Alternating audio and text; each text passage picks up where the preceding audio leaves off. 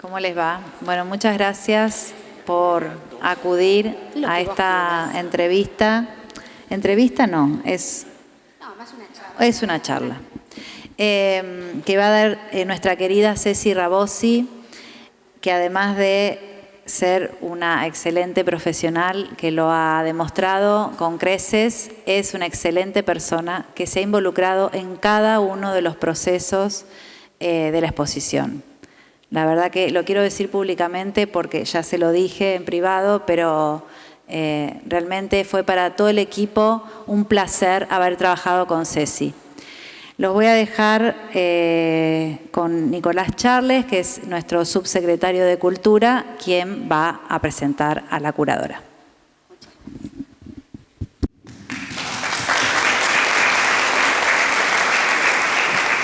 Bueno, muy buenas tardes a todos y a todas. Muchísimas gracias, Mel. La verdad que estamos muy orgullosos de esta muestra. Es impresionante. Bienvenida, Ceci, una vez más.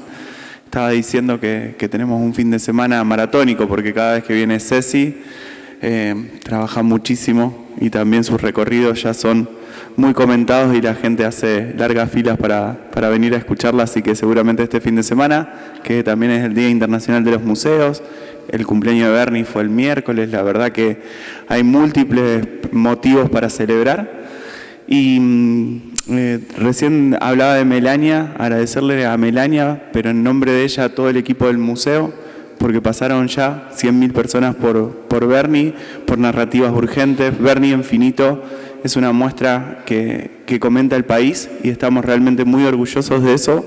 Fue un proceso para nosotros muy interesante que comenzamos el año pasado y que lo estamos transitando, lo estamos disfrutando con mucha admiración. Y nada, tenemos también en el marco del cumpleaños algo que nos había quedado pendiente, que era una obra que es de Cancillería Argentina, que se llama Juanito tocando la flauta, que por motivos de seguro no había llegado a tiempo en la inauguración de marzo y que desde hoy está expuesta en la exposición y que es una obra que Ceci va a describir muchísimo mejor que yo, pero que marca un momento importantísimo y que era una de las grandes obras que nos faltaba traer y que lo hemos conseguido esta semana, así que también estamos muy contentos de eso. Estamos muy contentos de celebrar el cumpleaños de Bernie con esa obra que se incorpora a la exposición, que en la curaduría de Cecilia era desde el primer momento conjuntamente con esa obra. Así que lo hemos logrado, podemos decir que tenemos todas las obras, así que muy contentos por eso. Presento formalmente a Ceci y después ya lo dejo con ella. Cecilia Rabosi es licenciada en Artes, es de la Universidad de Buenos Aires, de la UBA, curadora independiente, desarrolla tareas de investigación, producción y curaduría de exposiciones en Argentina y el exterior. Actualmente es secretaria general de la Asociación Argentina de Críticos de Arte, profesora en maestría en curaduría de UNTREF. Entre sus últimas curadurías se destacan, y les aseguro que hay una cantidad de exposiciones impresionante que no voy a mencionar todos para que puedan escucharla a ella. Es autora y coautora de libros, capítulos y artículos sobre arte argentino y latinoamericano. Estamos trabajando en el catálogo de esta muestra, que en breve van a tener novedades, también estamos muy contentos con eso. Ceci, aparte de todo lo que va a trabajar este fin de semana, también está trabajando en el catálogo. Bienvenida, Ceci. Muchas gracias. Bueno, muchas gracias.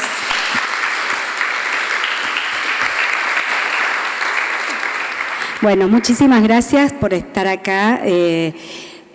Para mí es un placer y bueno, reitero los agradecimientos. Fue hermoso trabajar con todo el equipo del museo, con toda la disponibilidad de todos para que el proyecto se haga posible.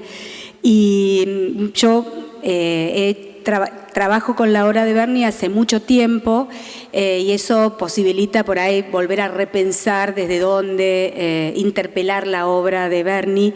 Y en este caso la muestra está centrada en esa mirada crítica sobre la realidad, pero siempre esa mirada centrada, digamos, en la temática, pero buscando siempre a través de la experimentación, la técnica, el lenguaje para poder señalar lo que quiere señalar. Entonces quiero empezar con una frase. Ustedes, los que vieron la exposición, yo tomé la decisión que además de la obra, además de los elementos fotográficos o de archivo, estuviese la palabra de Berni, porque Berni fue una persona que escribió muchísimo, que escribió sobre los más diversos asuntos, participó en encuentros latinoamericanos discutiendo la posición de los artistas latinoamericanos, del arte frente al mercado, bueno, diversos asuntos. También escribió mucho y en todo caso también dijo mucho porque lo entrevistaron en muchísimas ocasiones. Hay un libro de José Viñals, que es un libro que desarrolla toda una entrevista que en el año 1976 le realiza José Viñals a Berni, y que realmente es muy rico porque, claro, hay un montón de relatos sobre distintos momentos de su producción, que claro, está el recuerdo, y a esos recuerdos a veces están algunos agregados, ¿no?, por ahí en esos recuerdos. Pero quiero empezar la charla con una frase de Berni que la dice en el año 1974, me voy a poner los anteojos porque no veo. Bueno, Berni dice: quiero destacar que la línea de fuerza de toda mi trayectoria ha sido la temática, y en función a ella se han producido todos los cambios formales y cromáticos, porque el estilo para mí no es solo una manera de hacer, sino también una manera de pensar trascendiendo. Me parece que él no puede escindir, o sea, la temática es clave, digamos, desde sobre todo del retorno, del regreso de él a la Argentina y a Rosario puntualmente en el año 31, que se enfrenta a la realidad política, social, institucional, porque, bueno, en el año 1930 se produce el primer golpe de Estado que derroca el gobierno de Hipólito Yrigoyen, y ahí comienza toda una sucesión de esos hechos lamentables del quiebre institucional. Y por otro lado, el crack del 29 produce una gran crisis mundial económica, que obviamente en la Argentina tiene su repercusión, que genera una crisis económica fuertísima, con lo que conlleva eso a la desocupación, al hambre, ollas populares. Entonces, Berni llega a la Argentina, pensemos que también llega a comienzos de la década del 30, viene de una estadía europea gracias a la beca del Jockey Club de Rosario, que lo obtiene en el año 25. Después el gobierno de la provincia extiende la beca que le permite estar unos años más.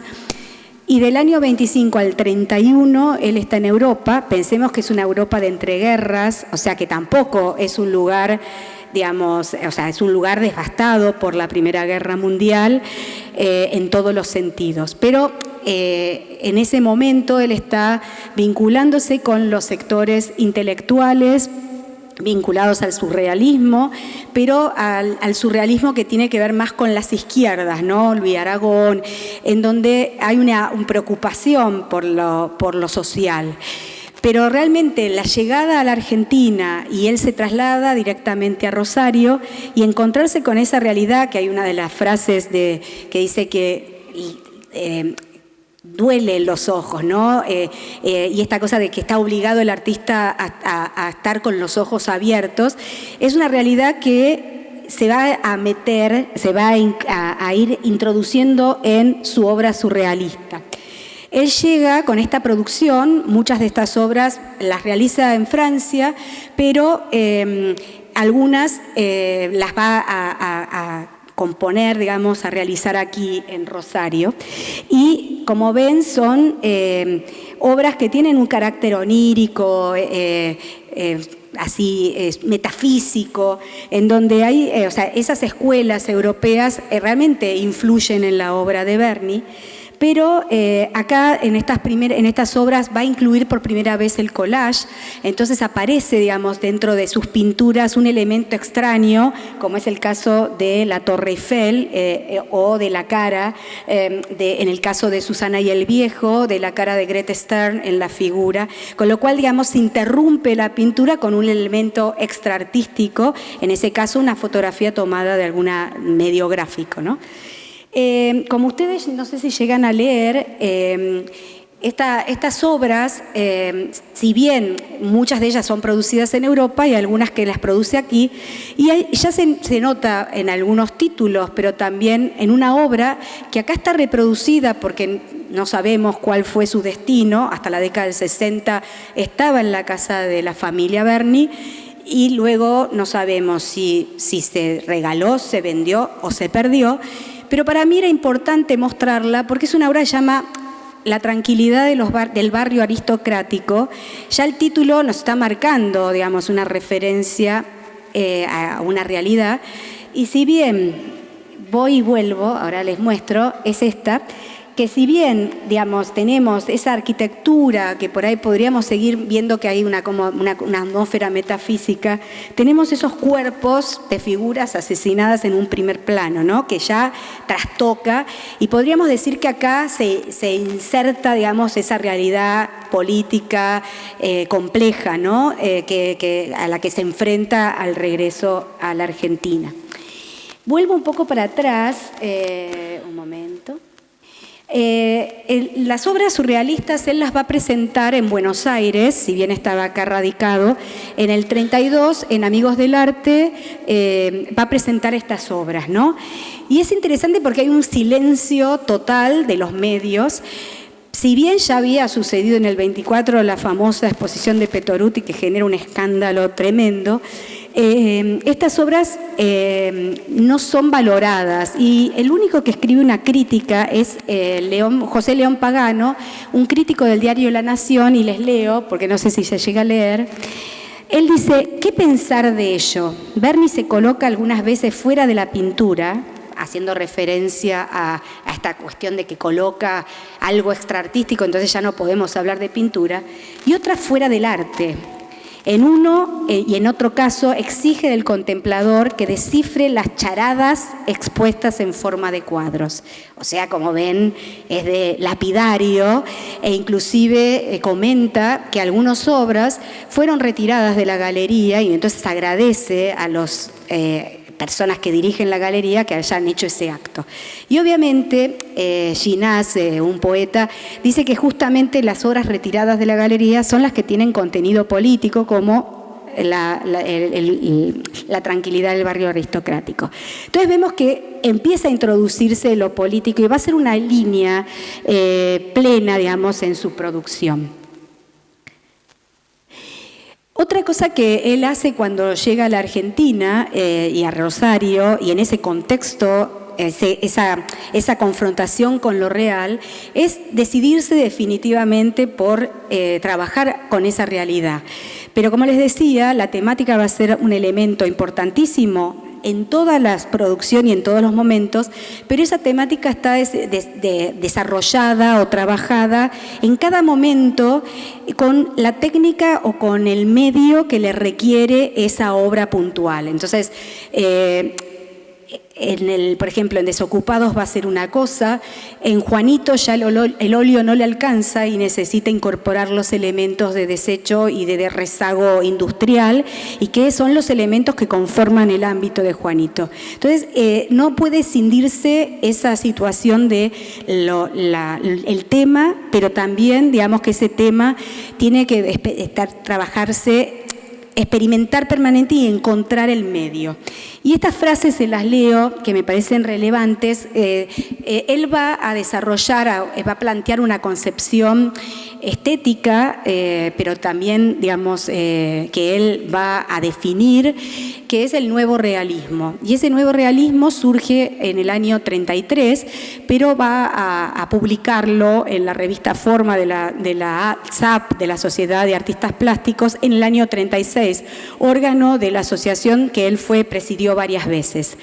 Y en el 36, entonces va a publicar en varias oportunidades estas definiciones de qué es el nuevo realismo. Y entonces les leo, él va a decir: Era al mismo tiempo como pasar de lo especulativo y abstracto al plano concreto y real, de una etapa intelectual pura a una etapa de compromiso político. O sea, estamos hablando de, él está produciendo estas obras surrealistas, metafísicas, trabajando lo onírico y eso, y de repente tiene que pasar a ese contacto con lo real que le plantea otras decisiones, ¿no?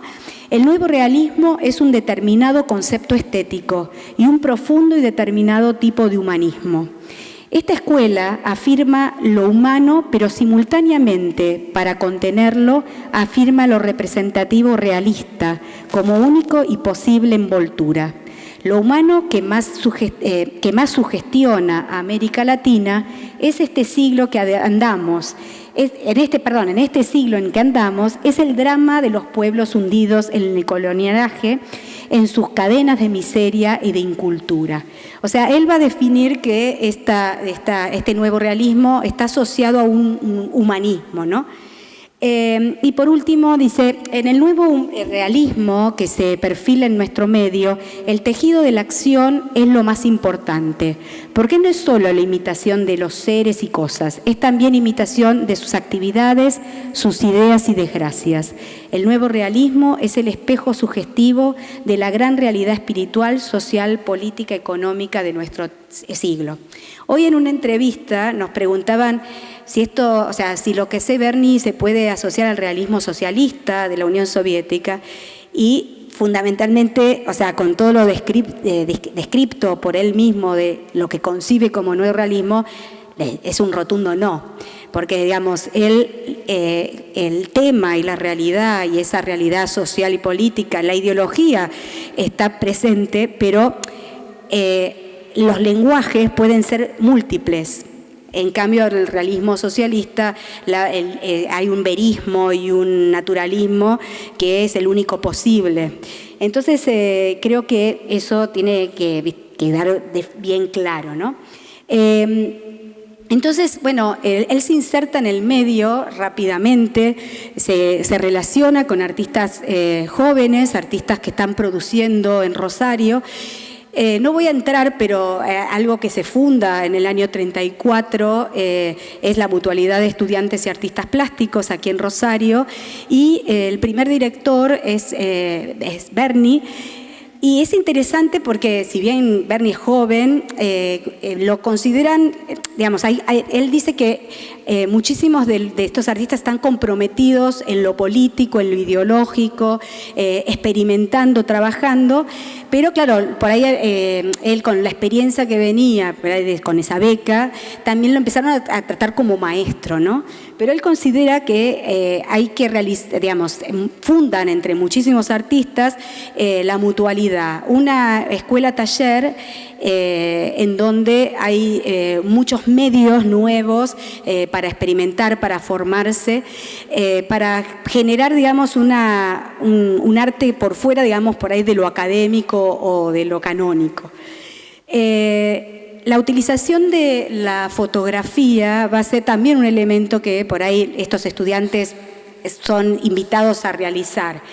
En este caso, en el año 32, unos años antes de esto que les comentaba, él va a realizar un despliegue de fotografías, un registro fotográfico que le pide Puiggrós, Rodolfo Puiggrós, para ilustrar este artículo que ustedes ven aquí, que se llama "En la atmósfera infecta del burdel extingue su voluntad la juventud". Si uno ve el carácter, digamos, que tiene el artículo, es vehemente contra los prostíbulos, que en ese momento estaba reglamentado por el Estado. Desde 1874 hasta 1934 en el país, acá hasta 1932, justamente para evitar la trata de personas y las enfermedades y un montón de cuestiones, se decide la reglamentación de la prostitución. Entonces, por eso se concentran todas en una calle Pichincha en el caso de Rosario, para tener un control policial, un control sanitario, todo tipo de controles. Pero bueno, con el pasar de los años hay muchas voces que se alzan porque no se consiguió lo que se pensaba evitar. la clandestinidad, o sea, que hubiese prostíbulos clandestinos en otros lugares de las ciudades, o que hubiese trata de personas, con lo cual empieza a haber todo un movimiento para abolir, digamos, o para sacar esta reglamentación de los prostíbulos.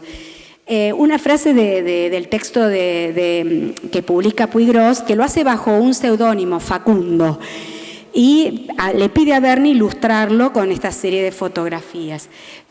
Un pasaje del texto dice: mientras las esposas e hijas de obreros son absorbidas por la burguesía que las explota, de allí mismo recolecta sus pupilas el burdel, tan despiadada como la dueña de casa o el gerente de la empresa. Obviamente lo está diciendo desde una posición vinculada con el comunismo, cuestionando el Estado burgués.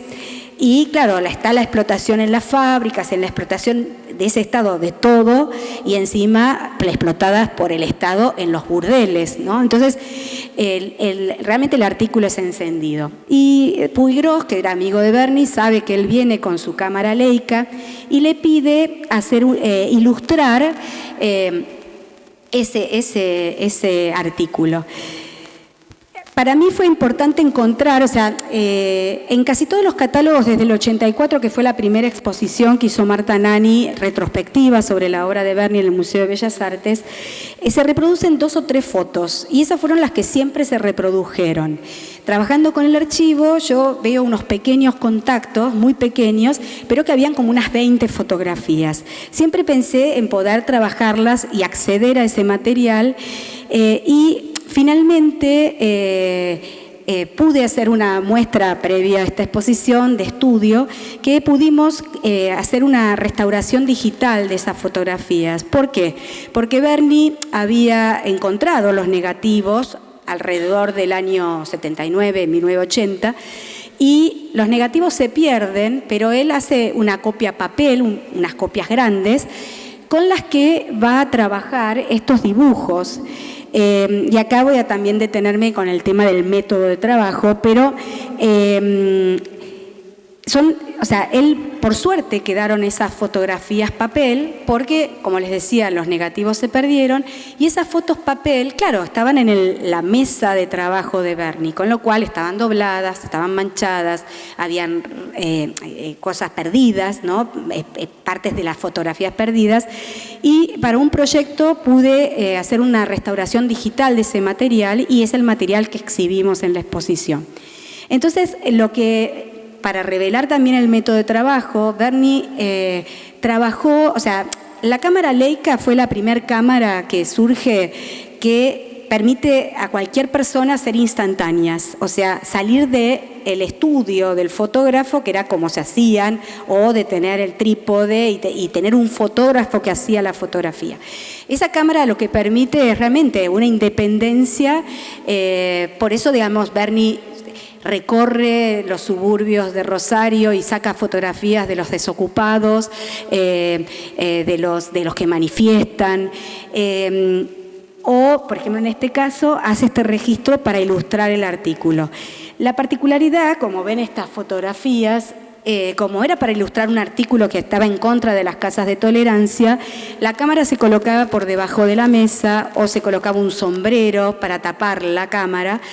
En algunos casos, por ahí, como ven estos primeros planos, evidentemente, o sea, el objetivo es ese grupo de parejas que están en el fondo, pero tenemos ese primer plano de piernas, que es muy interesante. O sea, a mí me pareció interesante recuperar este material, por un lado, porque ilustraba este artículo, es un antecedente claro del personaje que él va a desarrollar en la década del 60, que es Ramona Montiel. Pero por otro lado, yo lo recupero como fotógrafo porque creo que tienen un valor, además de lo documental, estético, por las decisiones de los planos, de los puntos de vista, de los encuadres. Y hay algo de lo azaroso también, porque, por ejemplo, digamos, por ahí, como la luz no la puede controlar, él elige, pero hay muchas cuestiones fantasmagóricas que realiza. Y como les decía, en el 80 caen estas fotografías, hace estas copias papel y hace estos dibujos en donde trabaja con grafito, con lápices de colores, con pasteles, pero también con collage. y vuelve a un tema prostíbular, ¿no? Hacia el fin de sus vidas. Son maravillosas las fotografías y si uno ve lo encendido del artículo de Puiggrós, no se relaciona tanto con lo que está ilustrando, digamos, o decidiendo Berni. También, obviamente, que tienen que elegir el horario del mediodía porque necesitaban, esos grandes patios techados necesitaban luz natural y era el momento por ahí de un momento de descanso o de alternancia, pero no una alternancia más de conversaciones, porque había mesas donde se podía comer, con lo cual, digamos, están como en las tareas diarias de escribir. Entonces hay como una humanidad que yo creo que es la misma que afronta, digamos, cuando piensa el personaje de Ramona Montiel.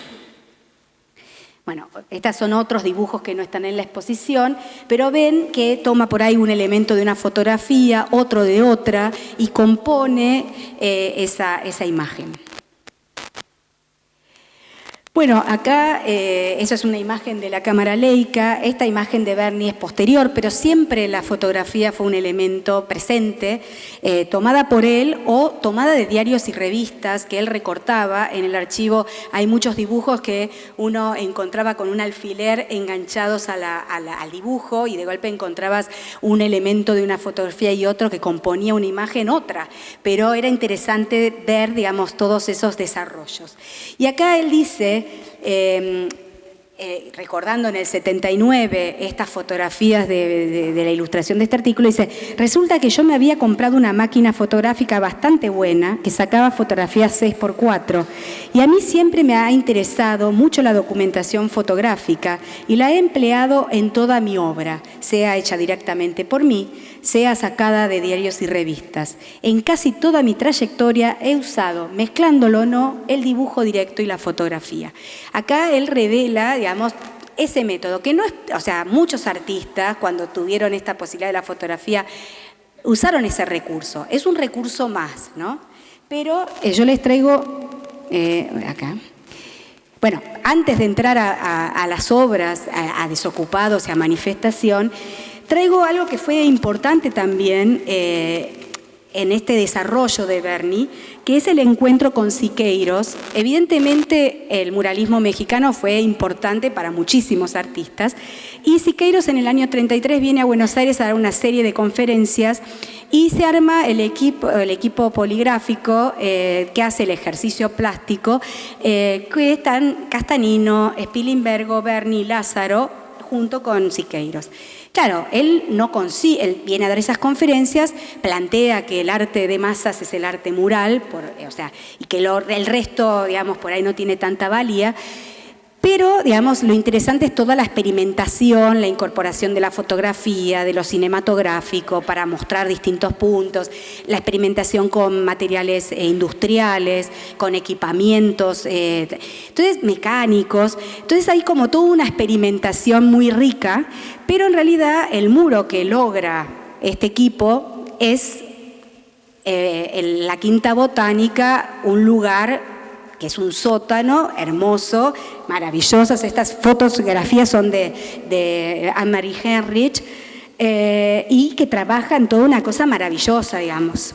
Pero claro, en el año 35 Berni va a discutir con Siqueiros porque ante esta afirmación de que el único arte de masas es el arte mural, Berni dice, bueno, en otras realidades que no sean revolucionarias eso no es posible, porque el arte quedaría paralizado, no habría posibilidades, o sería pasatista, porque los que darían los muros serían determinados grupos o sectores de poder y eso. Entonces él plantea que hay otras alternativas, y otras alternativas son estos grandes murales, o sea, grandes obras concebidas como murales, pero transportables, por eso digamos, están estas obras como Manifestación, Desocupados e inclusive Chacareros, que son estas grandes figuras monumentales, que ahí también experimenta con otros materiales, hay también en la concepción puntos de vista, encuadres que tienen que ver con lo fotográfico. Entonces vemos que hay alternativas, el grabado, otros medios, ¿no? O sea, no solo el arte mural. Más allá que en la década del 40 él va a hacer murales en edificios, se asocia con arquitectos, está en la famosa cúpula de las Galerías Pacífico, Pero en realidad en este momento de encuentro clave, va a plantear esto, ¿no? Va a plantear esta posibilidad de hacer estos grandes cuadros que trabajan problemáticas sociales, pero trabajan en esas grandes dimensiones que pueden ser transportables. Hacia el final de la vida, él va a hacer 2 murales que están en una capilla en Las Heras, en la provincia de Buenos Aires, que son temas religiosos, que uno es el Apocalipsis y otro es la crucifixión, actualizados, traídos al hoy, con una figuración muy, muy moderna para lo que uno por ahí concibe dentro de una pequeña capilla de un colegio, gracias al cura que trabajaba ahí y que sostuvo, digamos, la presencia de esas obras. Pero también es esto, son grandes bastidores que están amurados, que posiblemente podrían salir de ese lugar. O sea, la idea también de esta posibilidad de la movilidad es bien interesante. Acá nuevamente el trabajo de los registros fotográficos, y algo que a mí me interesaba en la muestra, que en la sala de desocupados solo está el autorretrato de él, que bueno, es él. En los otros retratos de la sala siguiente son personas conocidas que están retratadas, pero me interesa que en este cúmulo de personas que están manifestando o los desocupados en la espera para el trabajo, hay un montón de personas retratadas, o sea que también están individualizadas por el artista, pero bueno, los registros en su archivo de imágenes tomadas por él o tomadas de muchos diarios, muchísimas de estas, van a ser retratos totalmente identificables en la composición. Esto que les decía, esta cuestión de estos primerísimos planos son como vistas desde lo fotográfico también, ¿no? Estas telas, digamos, son realizadas ambas obras en arpillera, tensada en un bastidor. La arpillera está cosida para poder lograr estas grandes dimensiones. Pensemos que son obras de 3 metros por 2. Entonces, realmente tiene una escala monumental. Y esta cosa también de esa figuración de la década del 30 con esta monumentalidad que él, en unas cartas que manda al señor Vila del Jockey Club, cuando está en Europa, él se maravilla de los grandes murales renacentistas y él dice, claro, casi todos los artistas renacentistas eran arquitectos, además de pintores o escultores. Y esta cosa de, él dice, bueno, tengo que cuando vuelva a París hacer algún curso de arquitectura para poder construir estas sólidamente las figuras, construirlas sólidamente. Y si uno ve estas obras, realmente están sólidamente los retratos o estas grandes piezas de conjunto, ¿no? Acá hay otras vistas que en este caso, perdón la definición, pero estos son realmente de diarios y ahí un poco ayudan a pensar cierta organización del conjunto, ¿no? Acá hay retratos directos, ¿no? En este caso. Y es interesante porque muchos de estos retratos vuelven a ser reutilizados en otras composiciones, como en este caso. Bueno, en este caso, esta figura de Barba es la misma figura del hombre acostado en Desocupados. Acá es interesante por estos registros que son el del archivo documental de Púzzolo. Estas fotos son fotos que es Piccoli, esta obra la hace junto con Piccoli para mostrar en el Salón de Otoño y Piccoli se pone en diferentes posturas para ser tomadas, para imaginar, digamos, la composición. Acá si ustedes ven, este es el hombre herido, se supone que es el hombre que cayó, que en los diarios sale una noticia que cayó de una construcción y muere, un obrero. Pero en realidad si uno ve la imagen pareciera más una deposición de Cristo, ¿no? Como está construida la imagen. Acá les traigo Chacareros, que es una obra que está en la legislatura, en el Museo Sívori de Buenos Aires, que gana un premio. Y Chacareros es interesante porque, también tiene esa escala monumental, esa construcción, y vemos que vuelve a aparecer este retrato fotográfico que le permite construir una de las figuras centrales, ¿no? Acá ustedes ven que es la gente manifestando, la gente buscando el trabajo en esa espera desesperada, pero también la revuelta agraria o las definiciones para, temas de la realidad, temas políticos, posicionamientos ideológicos, ¿no? Y acá hacemos un salto radical en el tiempo, pasan muchísimas cosas. Él viaja a Santiago del Estero en la década del 50, viajan y se encuentran en Río Hondo con Spilimbergo, que estaba dando clases en la Universidad de Tucumán. Y esos encuentros son muy importantes a nivel personal, digamos. Van Castañino, Alonso, que estaba estudiando en la universidad, pasan artistas jóvenes como Lea Lublin, y son encuentros que hacen anualmente durante varios años en ese lugar. Claro, y ahí es volver a encontrarse con otra realidad, una realidad de los hacheros, de los que cortan el quebracho, el trabajo, y ahí hay un montón de registros fotográficos tomados por Berni de los niños. Por eso tal vez siempre se habló de, no sé, Juanito, ¿de dónde surge? Posiblemente pueda surgir de algún niño de Santiago del Estero, también puede ser un niño santiagueño en los circuitos de las grandes ciudades, ¿no? En los suburbios, que por ahí de golpe los padres se trasladan a esas grandes ciudades en búsqueda de trabajo. Pero también es verdad que él, a fin de los 50, principios de los 60, también recorre los barrios de las villas miserias, los barrios de emergencia, recuperando, tomando apuntes. Y hay un dibujo que ustedes vieron acá, que es una témpera, que lo interesante fue encontrarlo porque estaba dentro de unas cajas de miles de dibujos y de cuadernos y de elementos, y de repente aparece este dibujo que él data en el año 56 y lo nombra. Y él siempre en todos los reportajes recordaba que el personaje había nacido en el 58, que ahí ya lo localiza más en Buenos Aires. Por eso, digamos, esa fecha del 56 puede ser o de esas fotos que tomó en Santiago o de niños que tomó en Buenos Aires. En realidad no importa, son niños en esa situación de marginalidad, viviendo en esas condiciones. Es interesante también que sus primeras obras retratando el espacio donde vive Juanito, no aparece Juanito, aparecen planos de color, muy matéricos, muy informalistas, pero claro, llega un momento que él dice, el óleo no me alcanza para decir lo que quiero decir para desarrollar este personaje. Entonces empieza a incorporar materiales de desecho del resabio industrial, de lo que es de la sociedad de consumo.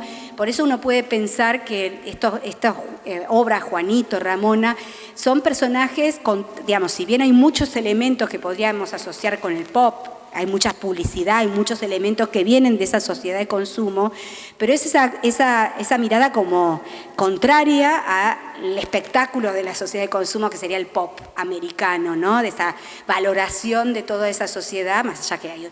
Es más por ahí asociado a las líneas más de los realismos franceses, de la figuración narrativa francesa, en donde está esa mirada sobre esa sociedad de consumo que tiene esa mirada crítica, ¿no? Y en este caso empieza a trabajar. Juanito es presentado en la Galería Bitcom de Buenos Aires en 1961. Es muy interesante la pieza porque se presenta, o sea, Juanito se presenta al público, ¿no? Dice, me hizo Berni, o sea, que habla en primera persona el personaje. Y eso es importante porque realmente él va a desarrollar una figuración narrativa. O sea, cada cuadro de por sí, este es un retrato de Juanito, este es los cosmonautas saludan a Juanito en su paso sobre el bañado de flores. Y ahí vemos que hay, digamos, distintos momentos de la vida de Juanito. Cada obra es un collage, ahí incorpora, ya no le sirve, a veces hay algo pintado, como en este caso, en el caso de los cosmonautas, todas las figuras están pintadas, pero todo lo que conforma el entorno, lo que conforma la nave espacial, son elementos que toma de la realidad. Y llega un momento que prácticamente todo es un elemento de esa realidad en donde vive Juanito. Entonces, como les decía, es una figuración narrativa, es una narración que cada obra va construyendo un episodio que todas juntas conforman una narración, una historia de ese personaje. Y lo desarrolla en Juanito y lo desarrolla en Ramona. Lo interesante es que el collage, que ya apareció en las obras surrealistas que había mostrado en el año 32 en Buenos Aires, que había aparecido, vuelve a aparecer con mucha fuerza, sobre todo obviamente en el desarrollo de estos personajes. Acá él va a ganar él va a llevar a Venecia tanto la obra, los grandes collages que mostré recién, como estas obras gráficas que realiza también estos silo-collages. Es el desbaste del taco de madera, de la silografía, que con las gubias va desbastando, pero al taco va incorporando, clavando distintos materiales, piezas de metal. Después con Ramona va a incorporar ya moldes de yeso que le permiten generar relieve. Pero en este caso esas fotos muestran algunas imágenes, se ven un poco, pero muestran cómo estaban los grabados montados en la sala de la Bienal y también sus collages, ¿no? Juanito lo va a desarrollar fundamentalmente en los collages, por eso era importante la obra que mencionó Nicolás, porque es el collage con esta carga, esta materialidad que prácticamente invade el espacio, o sea, es bidimensional, pero esos elementos salen de la obra y ocupan un poco el espacio del espectador. En el caso de los 5 grabados que la colección del Castanino tiene y que es una maravilla, que esté el conjunto completo, es con el que gana el premio. En realidad, él gana el premio de dibujo y grabado. Berni en realidad, después recordando, dice, en realidad creo que me adelanté, de hecho, De Michelis, un crítico italiano, dice, tendría que haber presentado toda su producción en el 64, que es cuando Rauschenberg gana en la Bienal, porque por ahí estaba, como que se adelantó en el tiempo, ¿no? Dice este crítico italiano. Pero más allá de eso, gana con estas piezas monumentales, de una riqueza enorme. Y yo insisto, cuando él denomina silo-collage y después silo-collage relieve cuando ya incorpora, porque en general la gente dice, bueno, los gofrados de Berni. Obviamente que lo interesante de Berni es que él trabaja con técnicas que trabajó, que existen, ¿no? Está el collage, está la silografía, está el gofrado. Pero de golpe él hace toda una mixtura que logra algo nuevo. Y en esto le insisto que es esta necesidad de encontrar el medio para poder decir esto nuevo para este tema puntual. Bueno, acá es un taco y la obra, que ahí claramente se ven esas piezas de metal que incorpora, pero gran parte de la obra todavía sigue siendo desbastada en el taco de madera. Estos son otros collages. Acá es interesante porque esta se llama El mundo prometido a Juanito, también es del 62, pero este mundo prometido es un mundo, o sea, pensemos que estamos en la supercarrera espacial, en el 57 se lanzó el Sputnik, y está esta cosa de los astronautas que surcan los cielos, pero también está la amenaza de la bomba atómica, ¿no? Hay un montón de guerras. Entonces siempre está esa referencialidad de la realidad marginal de Juanito, de dónde vive, pero también de las realidades políticas o sociales que suceden en el mundo, ¿no? Entonces esa realidad puede suceder en el ámbito también de Juanito, ¿no? Está amenazado. Pero bueno, ahí ven la riqueza que cada vez está casi al mínimo reducido lo que es pintura. Y esta es la obra que se incorporó hoy al recorrido de la exposición, que es de la década del 70.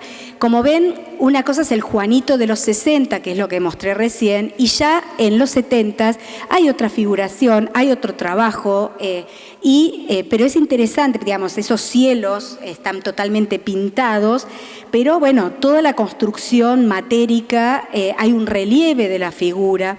Entonces vemos también que dentro del personaje hay también modificaciones, ¿no? Hay necesidades de salir a otros planos. Acá es un detalle de esta obra que se llama Juanito Ciruja, que también hay ropa de la década del 70 que hay mucha gente que identifica, que usaba cuando era niño. Entonces también hay como una contextualización a esa realidad social de ese personaje, pero también de ese ámbito social, epocal, ¿no? Este es maravilloso porque son las vacaciones y pone es un auto que incorpora a esa pieza, que son grandes paneles generalmente, y es muy precario, digamos, todo cómo clava esos elementos al medio, ¿no? Bueno, y acá también salto a este otro personaje que también habla de la marginalidad del personaje, pero también tanto Juanito como Ramona, él lo va a trabajar como algo para agitar conciencias, que lo dice él en algunos textos. Él no considera que ninguno puede modificar su realidad. En realidad, los dos pueden cambiar su realidad. Por eso en una de las frases que está ploteada dice, Juanito es un chico pobre, pero no es un pobre chico, ¿no? O sea, está en una circunstancia en la que vive, pero eso puede modificarse, puede haber un cambio, si uno puede cambiar por ahí la realidad social. Por eso, digamos, esta representación realista, pero también con esta experimentación permanente, y hay obviamente una búsqueda de ese señalamiento hacia esas realidades, ¿no? Y ahí pasa lo mismo con Ramona. Ramona es un personaje que surge inmediatamente después de que gana Venecia. Después de que gana Venecia, él va a tener taller en París y va a tener taller en Buenos Aires, bueno, su casa en Buenos Aires. Entonces él tiene una producción que hace en París y en Buenos Aires, muchas veces trae la obra a Buenos Aires, en varios periodos también complejos de la Argentina, él produce obras más críticas o referenciando problemas complejos que muchas veces las hace en París, ¿no? Y las exhibe en muestras en París, en muestras colectivas. Y Ramona va... ahí dice, surge en París, en el mercado de pulgas de París, otras veces dice que es milonguita, que surgió, en realidad no importa en dónde surge, es el personaje y lo que quiere decir con ese personaje. Y un poco, volviendo al tema de cómo ve ese personaje, a Ramona no la cuestiona. En realidad, cuestiona en todo caso a los que la consumen, a la sociedad que margina y que por ahí golpe lleva a que esta mujer tenga que ejercer ese oficio. También inclusive hay una obra que se llama Ramona vive su vida, que inclusive podría dejar la alternativa de que podría ser una selección de vida. Compleja, pero bueno, una selección al fin. Y acá yo les traje, no sé si se llega a ver por la luz, pero se los leo. Él habla muchas veces, bueno, Ramón es una milonguita, ¿no? Como del tango. Pero es interesante que el tango, que es de 1920, milonguita, de la letra de Samuel Lenin, dice, y voy a leer lo que está remarcado: Estercita, hoy te llaman milonguita, flor de lujo y de placer, flor de noche y cabaret. Milonguita, los hombres te han hecho mal y hoy darías toda tu vida por vestirte de percal. O sea, acá lo que está mostrando siempre en referencia a ese mundo prostíbular, los tangos, es que indefectiblemente la prostituta va a morir, digamos, o muere por las enfermedades venéreas, o muere, se suicidan, o sea, en general es una vida corta, o las asesinan, que no tiene que ver, digamos, su personaje, inclusive las fotos del 32 de Berni, yo creo que no tienen ese carácter tampoco, o sea, la decisión que él toma cuando selecciona las imágenes, ¿no? También en 1913, Evaristo Carriego escribe La costurerita que dio el mal paso, y allí también está este destino fatal, ¿no? Dice, la costurerita que dio aquel mal paso, y lo peor de todo, sin necesidad, con el sinvergüenza que no la hizo caso, después, según dicen, en la vecindad. Se fue hace 2 días. Ya no era posible fingir por más tiempo. Daba compasión verla aguantar esa maldad insufrible de las compañeras, tan sin corazón. Aunque a nada llevan las conversaciones, en el barrio corren 1000 suposiciones y hasta en algo grave se llega a creer. Qué cara tenía la costurerita, qué ojos más extraños, esa tardecita que dejó la casa para no volver. Entonces, digamos, las letras y todo van a marcar esta cuestión. Hay una película que muda, en blanco y negro obviamente, muda, de las primeras que se hacen, que se basan en la obra de Carriego y trabajan este tema, ¿no? Pero indefectiblemente tenemos esta persona que en la década del 30 no hay otro destino que ese destino fatal. Acá Lino Spilimbergo escribe la historia de Emma en el 36, que es posterior a las fotografías de Berni, insisto, porque yo creo que Berni se detiene en esa persona que escribe, en esa persona que se está arreglando, en esas personas que están conversando, o sea, se detiene en la persona. Entonces es interesante que yo veo un cariz que es distinto al artículo que ilustra, ¿no? Y en el caso de Emma, que es una serie de monocopias de Spilimbergo, que es impresionante, estas monocopias cuentan esta historia de Emma, que Chávez se va también, y que, bueno, su muerte es, se suicida, ¿no? Al final de la cuestión. Todo esto para llegar a Ramona. Ramona también, Silvia Dolinco estudia, es una especialista en grabado y estudia estas piezas y encuentra que en el año 62, en el Festival de Cine de Venecia, el film de Godard, Vive su vida, que va a relatar la decisión de una mujer de prostituirse, gana el premio y es interesante que Berni desarrolla el personaje, ¿no? Coincidentemente. Es un dato que me parecía interesante compartir porque evidentemente también hay alguna cuestión de visualizar el tema, pero en todo caso es más la condena a esa sociedad hipócrita que cuestiona o que cuestiona a estas mujeres que las utilizan, que las consumen. Muchas veces él va a desarrollar a Ramona en diferentes situaciones. Bueno, como ven acá hay collage, están los monstruos que la devoran, que son posteriores. Están estos grabados, que acá esto de la publicidad para marcar la calle y incorpora muchos elementos publicitarios, pero también lo que hace es desarrollar las personas que la consumen. Entonces hay embajadores, hay militares, hay religiosos, que queda como una cosa que no sabemos bien, porque hay un confesor, pero no sabemos cuál es el rol en esa relación con Ramona. Evidentemente genera esa ambigüedad para plantear, digamos, que son toda esa sociedad que la cuestiona, que la condena, pero que en todo caso es la que la consume, ¿no? Mientras trabaja, o sea, Berni no que se queda solamente con los personajes, mientras va desarrollando los personajes, trabaja situaciones que están pasando en la vida del país. Pensemos en golpes de estados.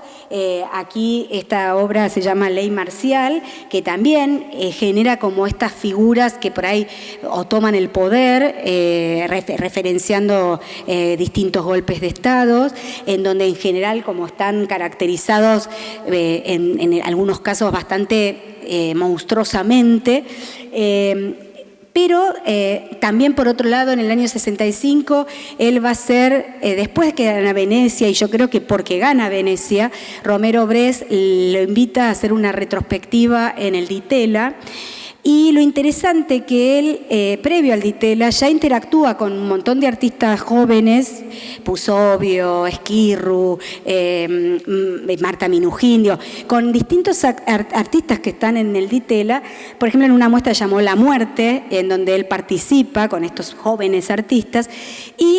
Pero yo insisto, yo creo que Romero Brest, que no estaba tan de acuerdo con llevar a Berni a la Bienal de Venecia, lo invita a hacer esta muestra retrospectiva, en donde hay obras de la década del 30 hasta la producción del 65, que son los monstruos. Acá es la foto inaugural y ahí vemos a muchísimos de los artistas, Mesegian, Esquirru, Marini, Samuel Paz, Quesada, Pusovio, artistas activos de la escena porteña, ¿no? Del Di Tella. Y ahí estamos enfrente del casamiento de Ramona, una obra que, como ven, digamos, Ramona puede seguir su vida, no tiene ese destino fatal, ¿no? Me parece interesante remarcar estas cuestiones. Pero más allá de eso, él en el año 64-65 va a hacer una serie de monstruos que la devoran. Yo creo que hay una necesidad de trasladar ese collage que incorporó, esos grandes collages de Ramona, o de esos silo collage relieve que está trabajando, lo lleva al collage, necesita llevarlo a la tridimensión, ¿no? Pareciera como que necesita llevar el collage al espacio del espectador. Y esos monstruos que crea tienen que ver con los pecados capitales en muchos casos, ¿no? Él habla de las pesadillas de Ramona, por ahí tiene que ver con la culpa, pero bueno, finalmente son estos monstruos diversos que él crea ahí en este contexto de su preparación para la muestra de Litela. Primera Plana, una revista de la época, le dedica la tapa y un artículo importante, y ahí se lo ve a él trabajando en esa pieza, ¿no? Otra cosa que él hace, y que aquí hay unos videos, un video donde va en esa necesidad de experimentación y en esa necesidad de interactuar con otros artistas o encontrar los recursos para poder decir lo que quiere decir, va a trabajar ambientaciones, instalaciones en donde el mundo de Ramona se va a espacializar y ocupa una galería, la Galería Rubers en Buenos Aires en el año 67, y ahí tenemos algunas imágenes en donde hay monstruos grabados, o sea, aparecen, hay sonido, hay trabajo con luz, o sea, hay toda una experimentación con un montón de recursos que le permiten hablar de otras cuestiones en relación al personaje, ¿no? Son necesidades que él tiene y que en cada momento, por eso digo, no se puede escindir la temática de el medio y de la técnica que necesita cada personaje. Otra cosa que me parecía interesante, en el año 69,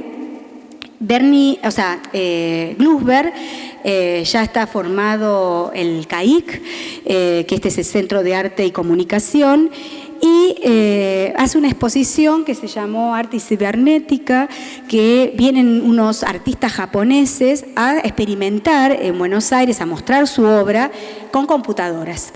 Entonces traen unas computadoras que eran esas gigantescas, estas acá eran las formas para imprimir, pero si ven acá los aparatos que... Y bueno, era mostrar el recurso de esas computadoras, experimentar, plantear la producción de la posibilidad de hacer arte. Pensemos que es el 69, ¿no? Y Glusberg invita a una serie de artistas argentinos, entre ellos muchos de los artistas del grupo CAIC, Benedit, Testa, pero entre ellos está Berni. Y Berni va a experimentar con la computadora y produce esta pieza que los recursos son como muy iniciales, pero digamos, esta cuestión de no tener miedo a ese nuevo medio, ¿no? Que tal vez si hubiese vivido más lo hubiese transitado. Y ahí es una fotografía en donde ellos interactuaron con técnicos, obviamente explicando el funcionamiento de la maquinaria, ¿no? Y vuelvo, ¿no? En el tiempo, mientras está haciendo esa experimentación, hace esta obra, Los Rehenes, que está hablando, si uno piensa, digamos, uno hace una asociación anticipatoria de lo que son los retratos de los desaparecidos, ¿no? Esta obra lamentablemente fue también robada en ese gran robo que hubo en 2008, que se perdieron obras importantísimas de su producción, y esta obra hay una referencia, digamos, también a un golpe de Estado, y la produce, o sea, el golpe de Estado de Onganía, básicamente. Pensemos que en el 69 son los primeros desaparecidos. Entonces, bueno, esta obra la hace en Europa, por eso les decía, a veces hay algunas producciones que las trabaja en el taller de Francia, a veces las traslada y las muestra aquí en otras coyunturas, pero no deja de señalar ese hecho político, social, histórico, ¿no? E institucional. Volvemos a esta necesidad de mostrar estos mundos de Ramona. Les muestro un poco así para que vean que no hay una sola cosa, o sea, digamos, está trabajando Ramona, está trabajando Juanito, pero está trabajando, o sea, su mirada está posándose en otras realidades y otros asuntos que le interesa señalar. Entonces acá es otro mundo de Ramona. En este contexto lo hacen en una feria de elementos para la mujer que se hacía en la rural de Buenos Aires, y él hace de este desarrollo con luces, con sonidos. Acá aparece la voracidad, pero aparecen otros usa con esa luz con pintura para que violeta, para que haya como, no me sale la palabra, para que reverbere la pintura, pero de golpe se encontraban en otras escenas con grabados de Ramona. Este grabado está aquí en la muestra, por ejemplo. Entonces era transitar por ese mundo en donde uno era abordado por esa producción, esos monstruos y esas cuestiones que él hace atravesar al personaje. Hacemos otro salto y en el año 71 en París le dedican una exposición retrospectiva que él muestra gran parte de su producción y entre ellas muestra La masacre de los inocentes, una ambientación que él va a desarrollar en un espacio que no es transitado por el espectador, pero sí es posible de observar por diferentes lugares. Había una estructura de madera. La estructura que usa, por eso habla en el texto, habla del pesebre, ¿no? Y hace una referencia a la masacre de los inocentes de la religión, de ese hecho que ocurre. Pero en realidad habla del pesebre, de cómo se muestra ese hecho, que fue sangriento, más allá de que es el nacimiento de Cristo, pero después lo que sucedió.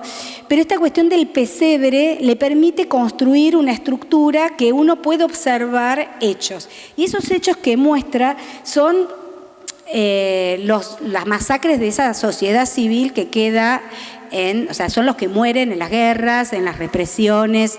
Y entonces él habla en el texto, dice: la masacre de los inocentes perpetúa esta tradición al presentar imágenes corporales que imitan uno de los dramas más crueles de la sociedad contemporánea. Un concepto estético previo no está en el origen de la forma en que se presenta este pesebre, sino por el contrario, la estética en esta muestra es una consecuencia lógica de su significado. Juega con la idea de lo religioso, pero para mostrar, digamos, la masacre, ¿no? Contemporánea, actual, ¿no? O que se repite en la historia. En un espacio tridimensional vemos muñecos, ya sean simbólicos o realistas. Simbólico quiere decir todos estos monstruos tipo robots que él crea, esta soldadesca que va a ser la que comete, digamos, el atropello o la masacre, ¿no? O realistas, que son esa mujer que ha sido violentada y ese cuerpo que imaginamos que está asesinado. Hechos con materiales propios de nuestra sociedad de consumo industrial, un ejército de robots agresivos, hechos con piezas mecánicas, aviones con formas de insectos, hechos con plásticos chatarras, todo iluminado por un juego de luces y acompañado de una banda sonora grabada por Aníbal Levinson. Aníbal Levinson era alguien que trabajaba en la parte de audio, de experimentación de audiovisuales y sobre todo sonora del Di Tella, ¿no? Con lo cual, ahí vemos con quiénes están interactuando, ¿no? Con gente que está trabajando activamente en las escenas. Por eso también pongo el foco en la experimentación permanente, e insisto con esto. Acá algunas fotos en color. Esta es una foto en el taller de París, en donde muestra estos seres, esta soldadesca, estas formas creadas con esos elementos de desecho. ¿Qué es lo que sobrevivió? Porque la ambientación fue efímera. Y el registro documental a mí me parecía ponerlo en valor y poder mostrarlo en la exposición, porque es una obra que para mí tiene mucha significación por el tema que trata. Y además el registro fue realizado por José Antonio Berni, el hijo de Berni, en el año 71, mientras estaba sucediendo la exposición. Entonces uno tiene un registro bastante detallado de cómo estaba hecha esa ambientación. Y a mí me parecía interesante traer, aunque sea de uno de los monstruos de esta soldadesca, de estos robots agresivos y que generan la violencia, para ver, digamos, como que se materialice uno de esos elementos. Y ver cómo están construidos, ¿no? Que son materiales totalmente precarios de desecho. saltamos un poco en estas preocupaciones, pero estamos todos en el mismo momento. Digo, pensemos que la masacre es en el 71, pero habíamos visto unas obras anteriores de Juanito y de Ramona del año 75, 74, y esta es una serie que está aquí desarrollada, pero que a mí me parece también interesante destacar, entre los temas varios que se preocupa, es también pone su ojo, su mirada sobre cómo la publicidad ejerce una presión tremenda, digamos, sobre el cuerpo de la mujer.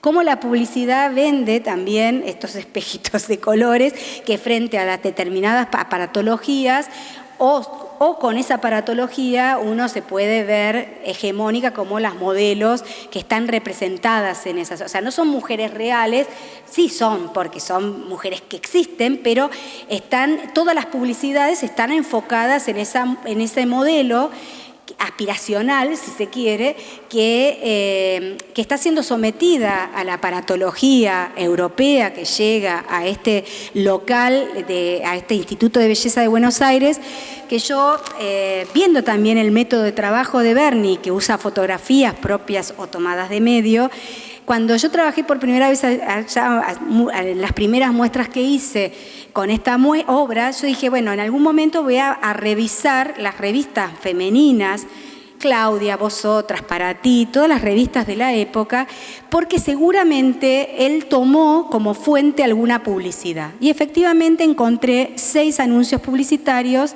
de este Instituto de Belleza que se llamaba Vilma Nievas, que estaba en, la calle Ayacucho y Marcelo T. de Alvear, en la ciudad de Buenos Aires, porque a muy pocos metros vivía una de sus hijas. Su hija Lili. Con lo cual, evidentemente, debe haber visto las publicidades en el negocio y posiblemente en alguna publicación. Entonces, hicimos un relevamiento desde el año 72 hasta el 76 y finalmente encontramos estos 6 anuncios y que si uno ve, si ustedes ven, bueno, perdón el color de la imagen, pero si uno ve esta situación y esta situación de la imagen, si bien acá Bernie lo que hace es justamente plantear una figura que no es hegemónica, otra cosa que hace en esta obra, que es interesantísima, es que trabaja con 2 técnicas, la serigrafía, que es ese ámbito doméstico en donde está aconteciendo la escena, y esto es litografía, o sea, en una misma pieza va a trabajar con 2 técnicas de grabado. Porque, claro, él necesita hacer su figuración, hacer estas figuras que no tienen nada que ver con lo hegemónico. Hay como una cosa potente en la imagen, es erótico por un lado, también es cruel por otro, y acá incorpora, o sea, esa mano que en la publicidad solamente está dirigiendo la máquina que va a producir, digamos, la maravilla, en todo caso en el cuerpo, acá es un electrodoméstico, es una aspiradora manejada por esta figura, ¿no? Entonces ahí también es como su mirada puesta en una situación. No podemos decir, obviamente, que Bernie es feminista de ninguna manera, pero es esta cuestión de focalizar una problemática o esta presión también del consumo, porque en el fondo es consumo, ¿no? Entonces, bueno, acá hay otros ejemplos y estas publicidades y lo lleva, digamos, a una cosa muy crítica e inclusive sarcástica, ¿no? Haciendo otros saltos, pero también en la misma década del 70, él en el año 78 va a viajar a Venezuela, a un encuentro de artistas latinoamericanos. Ahí él presenta una ponencia muy crítica sobre el rol de los artistas latinoamericanos, el vínculo con el mercado, habla sobre el tema del culturalismo, digamos. O sea, tiene posicionamientos claves también dentro de posiciones frente al colonialismo, a los centros, al arte periférico. De hecho, es muy interesante porque Bernie en el 41 gana una beca que le da la Comisión Nacional de Cultura que le permite hacer un viaje por Latinoamérica. Y él parte del norte argentino y recorre durante el año 42 Perú, Bolivia, Perú, Ecuador y Colombia. Su idea era llegar a México, no sucede ese hecho, pero lo interesante es que a medida que él iba haciendo estudios, que muchas de esos trabajos, sus apuntes, y van a volcarse en obras que tienen que ver con el altiplano, con obras que tienen que ver con Jujuy, con representaciones de esas poblaciones, para hablar, escribe muchísimo sobre el arte colonial, también da cuestiones sobre el arte contemporáneo, se vincula con artistas contemporáneos. Pensemos que él es de la SAAP, entonces va como un poco el enviado de la Asociación Argentina de Artistas Plásticos, y concibe, o sea, propone, que no sucede, en el año, esto pensemos que es el año 42, hacer una bienal latinoamericana. Pensemos que en el 51 es la Bienal de San Pablo y en el 90 y pico la Bienal del Mercosur. O sea, es interesante la necesidad de generar un ámbito que, aunque no sucedió, imaginó para pensar la discusión de problemáticas, para generar puentes, entrecruzar ideas, conocerse, porque él decía, conocemos más el arte de otras latitudes y no nos conocemos entre las producciones latinoamericanas. Bueno, en ese contexto, él realiza estas obras, sobre todo esta obra, en donde va a trabajar, la geografía le permite mostrar ese contraste entre esa Venezuela. Pensemos que en los 70 está todo el boom del petróleo, hay un crecimiento desmedido de un sector, pero hay muchísima marginalidad, y entonces la geografía le permite mostrar ese contraste. Nuevamente hay collage, hay un trabajo de distintos medios que aplica, pero digamos, las distintas piezas que están en la muestra muestran también la maquinaria que muchas veces demuele o destruye esos asentamientos, ¿no? Entonces vuelve a mostrar esa realidad que evidentemente le impacta en esa otra realidad que es Venezuela en ese contexto, ¿no? Que es Caracas. La otra obra es una obra que en realidad es interesante, porque acá por ahí podría ser Buenos Aires, en donde está ese límite entre los barrios, los edificios, y por ahí las villas miserias, podríamos pensar la 31, ahí en Retiro.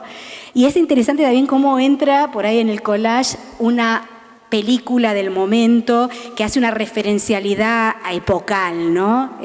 Interesante, y por ahí es Momento de Decisión, o sea, no es gratuita ese título, ¿no?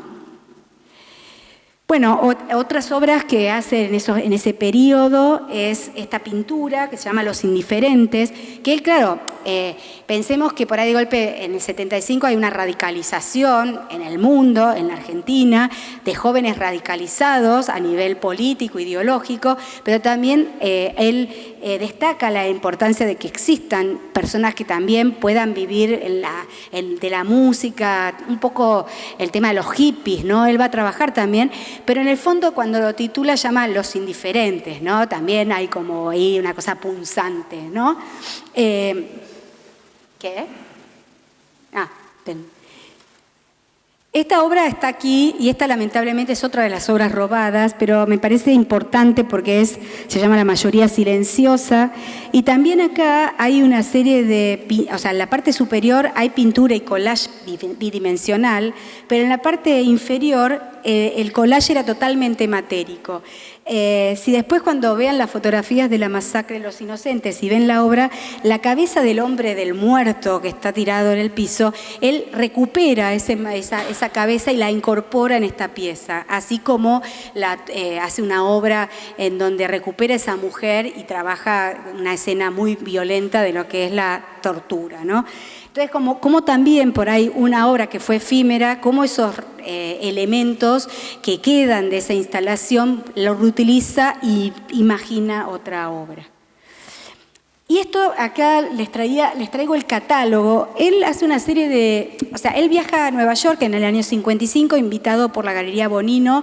Bonino tenía sede en Buenos Aires, en Río de Janeiro y en Nueva York. Y lo invitan a hacer una muestra que se llamó esta cosa como de la vida americana, ¿no? Esta cosa de la...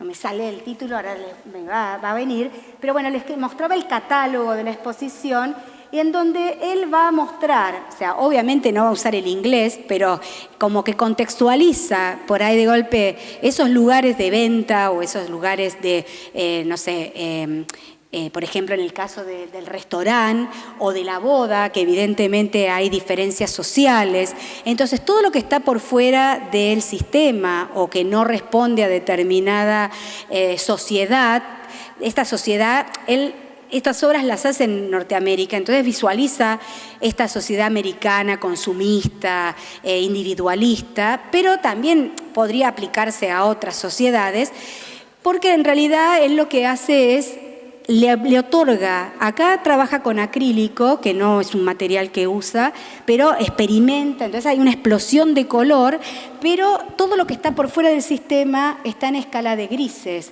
Veamos las caras, evidentemente acá en este matrimonio hay una diferencia social, entonces la madre y el novio, si bien sus ropajes tienen color, sus rostros están en escala de grises. O el muchacho que podemos imaginar enfrente, digamos, por ahí de ese lugar donde obscenamente, porque hay como, inclusive Berni caracteriza a ese hombre bastante malamente, ¿no?, en el retrato que representa, pero hay una explosión de color, vemos el mozo que su rostro es en grises, pero ya el niño, el jovencito que está por fuera del sistema, que es alguien que le quita la posibilidad del color. Entonces es más extremo el contraste. Y la obra se llama Contraste, ¿no? Entonces radicaliza esa situación para mostrar todo lo que está afuera, inclusive le niega el color, para mostrar, contundente la obra. La muestra se llamó The Magic of Everyday Life y la presenta en Nueva York. Estas obras vuelven después de bastantes trámites porque no las podía volver a traer al país y regresan a la Argentina, por suerte, porque son una producción bastante tardía en donde nuevamente, como ven, experimenta con otro medio y trabaja, porque acá está pintando, pero donde se apoya el joven es collage verdadero, son diarios que pega a la bidimensión de la tela. Bueno, me parecía por ahí plantearles un recorrido, podríamos seguir, pero quería abrir por ahí la posibilidad de preguntas, dudas, pero era como complementar por ahí lo que propongo en la exposición y bueno, espero haber sumado algunas cosas más y si hay preguntas me encantaría escucharlas. Muchas gracias.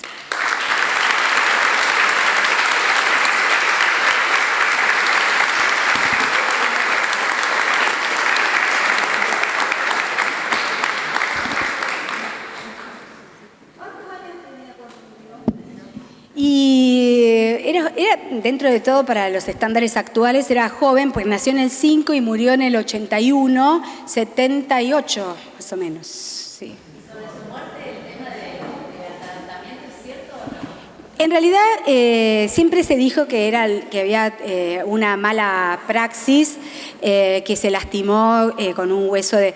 Eso no está, o sea... Es como, creo que quedó como una leyenda. Yo creo que él se hizo una lastimadura y fue maltratado. Me parece que hubo negligencia. Y bueno, falleció.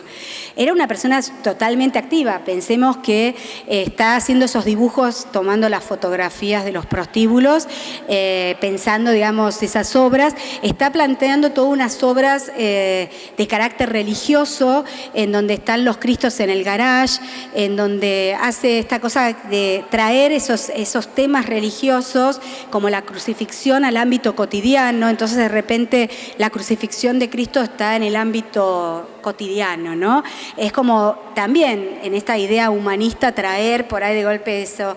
Pero por otro lado, unos años antes hace la Divina Correa y hace una ambientación de esa pieza. Entonces, evidentemente, siempre estaba súper activo y bueno, y fallece. Pero hay como una cosa más anecdótica. Evidentemente tuvo... por ahí se lastimó, pero estuvo maltratado. Así que.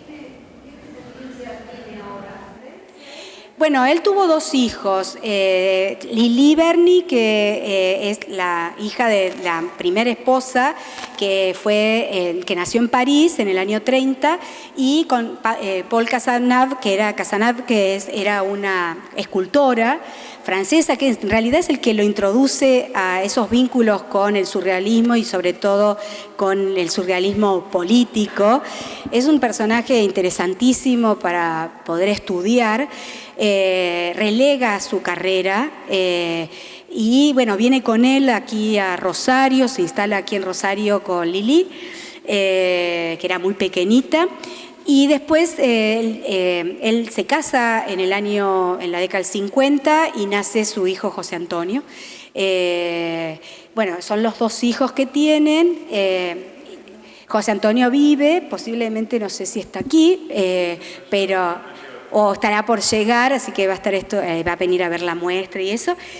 José Antonio, claro, es de la década del 50, o sea, es un hombre más joven, y realmente yo siempre agradezco a todos los, por ejemplo, en este caso, a las colecciones particulares, a las colecciones públicas que prestan la obra, pero también a los archivos que por ahí de golpe son privados o familiares, y ese acceso que, como les decía al principio, yo tuve la posibilidad muy tempranamente de tener acceso para una muestra que curaba otra curadora, Laura Buchelato, y yo recién recibida pudimos acceder a el taller de Berni. Que estaba cerrado por lo menos desde su muerte. Entonces, esto fue en el 95. Entonces, la posibilidad de abrir, esto que les decía de este Juanito, de esta témpera con la fecha del 56, apareció en esas cajas. Y en esas cajas habían cuadernos, y en esas cajas habían fotos, y habían entonces, esa posibilidad que yo agradezco porque permite seguir pensando e imaginando posibilidades de acercamiento a la obra y a pensar exposición. Bueno, lo tienen distintos familiares, el archivo, y actualmente hay cosas que están en otros archivos, porque los archivos actualmente tienen mucha relevancia y hay lugares que compran archivos. Archivos de artistas, sí, para estudiarlos, para digitalizarlos, para ponerlos accesibles. Muchas veces son afuera, entonces se van. Entonces lo bueno es mantenerlos por ahí. Pero siempre que se digitalice y que se ponga accesible a un archivo, uno lo agradece. En realidad él vende su obra, o sea, él tiene una producción paralela, digamos, a todas estas obras, que son muchos retratos. Él hizo muchísimos retratos y eso era lo que más vendía. También tiene aspectos diversos, ¿no? O sea, fue ilustrador de libros, o sea, es muy versátil toda su producción, pero bueno, la obra, digamos, yo creo que él muere en el 81 y es un artista que es valorado muy rápidamente, más allá de la valoración que tenía antes de su muerte, ¿no? Que siempre fue muy valorado. Él, después de ganar Venecia, expone en la Argentina, pero también expone en otros lados del mundo, en muestras colectivas, en individuales. Participa en muchos premios, gana muchos premios con grabados sobre todo, pero en el 84, o sea, muy poco tiempo después, Marta Nani hace la primera exposición retrospectiva de su obra en Bellas Artes de Buenos Aires, y ahí hay como, digamos, un interés de muchísima gente para estudiar la obra y también para acceder a tener en su colección obras de Berni. Y hay muchos coleccionistas particulares y muchos colecciones públicas que tienen, por suerte, obra de Berni. Yo te quería consultar, por ejemplo, de Lucio Fontana, entiendo que en Argentina hay una parte de su obra y otra parte está por el mundo. Con lo que vos conocés de Berni, ¿qué porcentaje hay en Argentina y qué porcentaje está fuera de Argentina?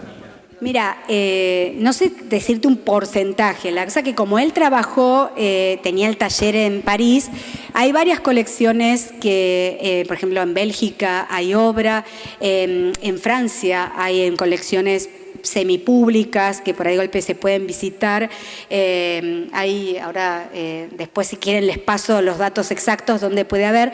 Digo, hay muchas obras de él en colecciones particulares en París. No sé si te podría decir un porcentaje, pero al tener la posibilidad de tener un taller en París, esa posibilidad que te digo, se da después de la posibilidad de haber ganado Venecia, de entrar en vinculación con un montón de curadores o franceses, por la temática que trabaja también es una obra que entra dentro de los relatos curatoriales del momento, como la figuración narrativa.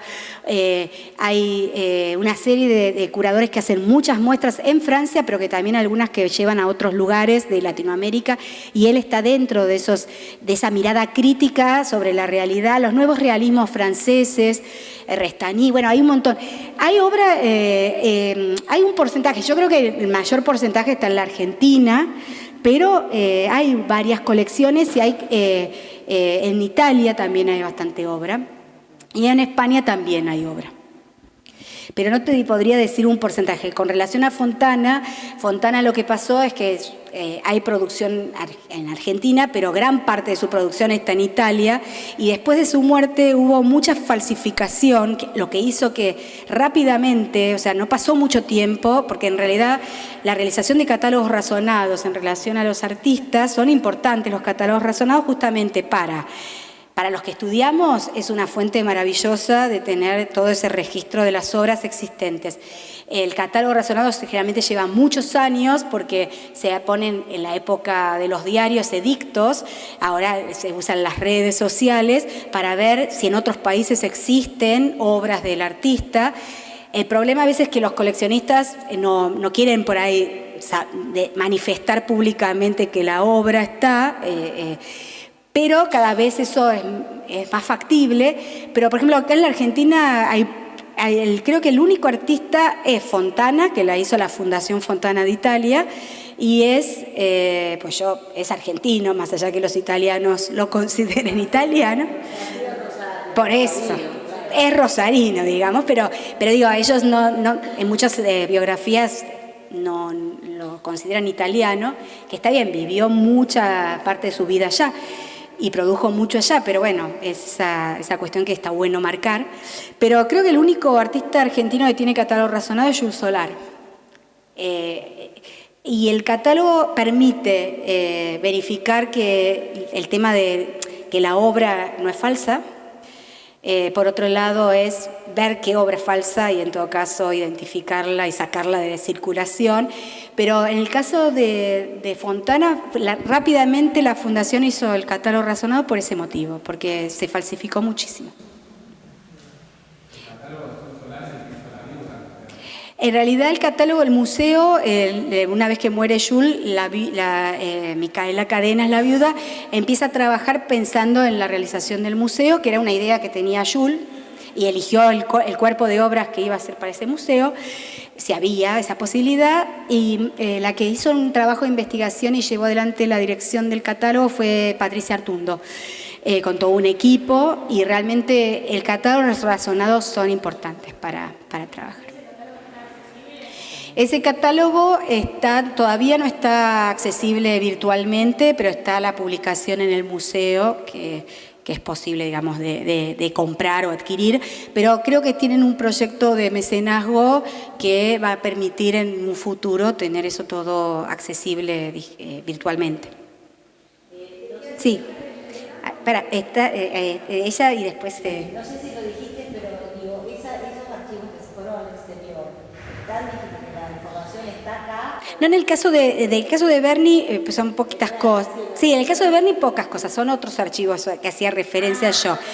Muchas veces, digamos, por ejemplo, yo trabajo en la maestría de curaduría de UNTREF, y UNTREF tiene el IAC, que es un archivo, que no son muchos archivos, que es interdisciplinario. Hay archivos de artistas, de músicos, diversos, y trabajan con la digitalización. A veces es la digitalización y el físico, pero a veces es la digitalización justamente previendo que si el archivo en un futuro se va, por lo menos el acceso a los investigadores locales. Generalmente sí, el archivo se va, pero está accesible, genial. La cosa es que a veces se va y está accesible solo para ciertas universidades y ciertos sectores. Entonces, siempre está bueno que se trabajen los archivos y que sean accesibles. Sí. Sí. Mondongo es un grupo contemporáneo, sí, que es una pareja que trabaja y en este caso trabajaron a partir de la obra de Berni, Manifestación, y trabajan con plastilina, con una materialidad, pero es como la reverberancia, ¿no?, de muchas obras. Hace de las 11 que está hablando de Berni, 11 de la mañana. Le damos un fuerte aplauso.